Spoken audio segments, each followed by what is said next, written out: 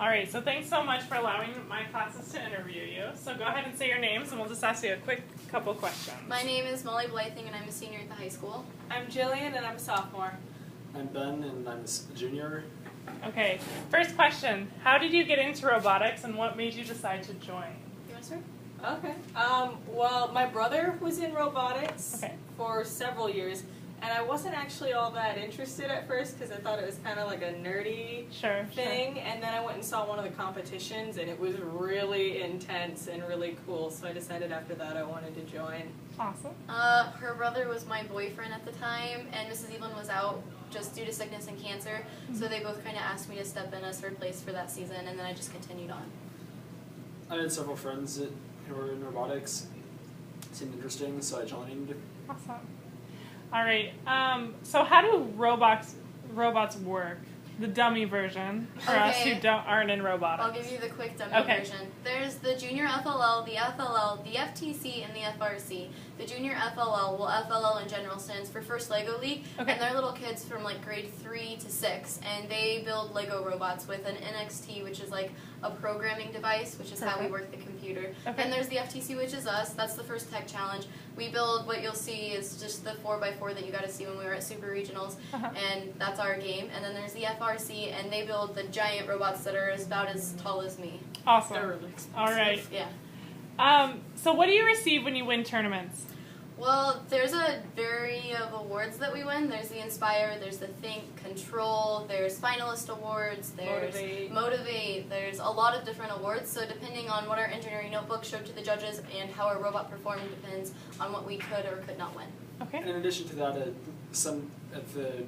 most of the tournaments, there's also a chance to advance on to the next level. There won't be that here because this is the highest level that we're going to now with Worlds, but all the ones before that have advancement if you place high enough, get certain awards. All right, very good. Do you know how many teams are competing in the World Championship? 148. Holy cow. 28, sorry. Okay, that's okay. What is the most difficult part about building a robot?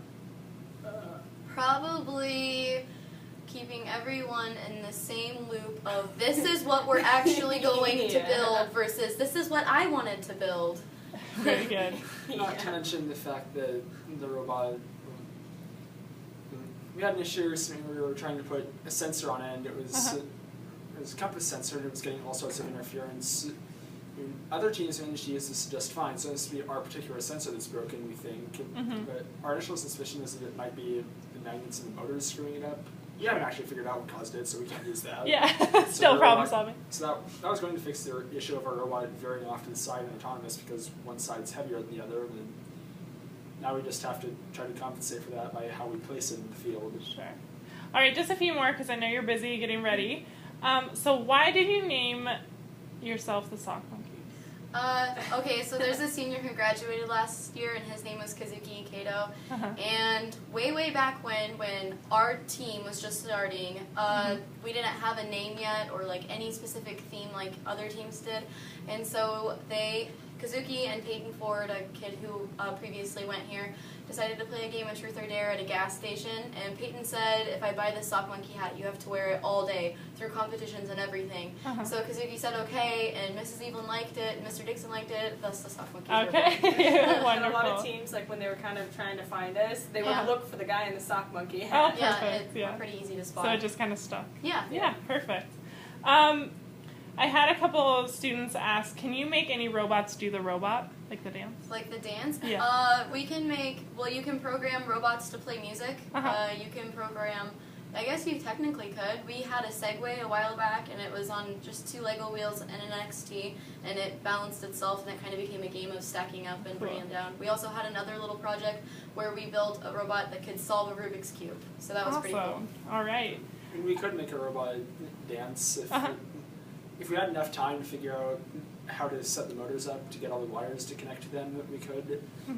During the season, we're way too busy to work on the big side projects like that. That was going to be my next question. How long does it take you to build a robot? What's the time frame? So it's kind of complicated because we can't actually start building until the game is released, and the game isn't released until September-ish, like the middle of First September. weekend of September. Yeah, and we usually throw a party like at the school and order pizza, and we watch it a couple of times, and then we all start throwing out ideas. The robot is never officially done or built because of our continuous improvement throughout the season. So. Awesome. Yeah. Okay. I guess basically it takes, what is it, September to April, 7 months because Plus the off season, Wow. so we're a 12-month Yeah. all the time. All right, awesome. the robot is finished when we played our last match at Worlds. Okay, gotcha. So it's officially finished when you play your last match. Because at that point we're not going to be adding anything more to it. Perfect. Usually we might still mess around with it in the summer to just practice doing something. Uh-huh.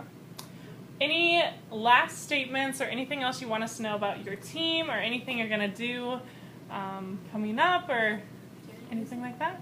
Well, there's a lot of different aspects to robotics. I mean, if you're interested in working on the robot, that's great. If you're more interested in computer programming, that's great. You don't want anything to do with that, there's always community and outreach or designing posters.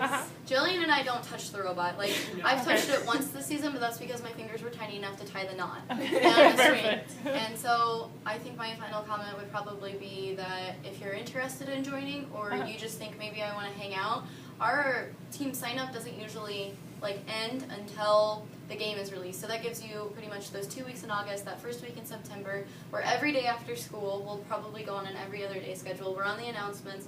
Even now you can't join, but you can definitely come in because we'll still be in the room after Worlds, and just so that people could get an idea. Sure. Really, after Worlds, provided you're not a senior, is when so long as you're not a senior, then as soon as Worlds is over, you can come to the room and join. Sure. Because obviously seniors will be graduating, so they can't be on the team next year. But anyone else, we start preparing for next year as soon as this is done.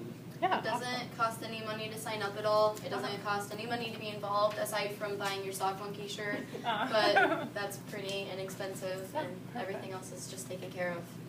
All right, well, thank you guys so much. My class has actually made you guys good luck cards, so go ahead and pass those out to the rest of your team. Thank you. Thank you very much for your time and good luck. Thank you. Thank you.